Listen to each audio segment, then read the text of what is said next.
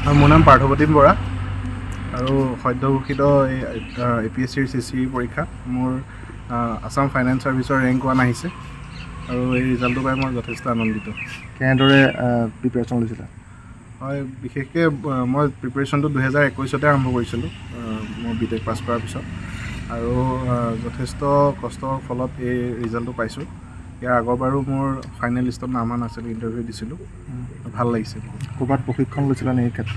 মই অনলাইন লৈছিলোঁ। এতিয়া তাৰপিছত মই এবাৰেই লৈছিলোঁ, তাৰপিছত ছেল্ফ প্ৰিপেৰেশ্যনে কৰি আছিলোঁ।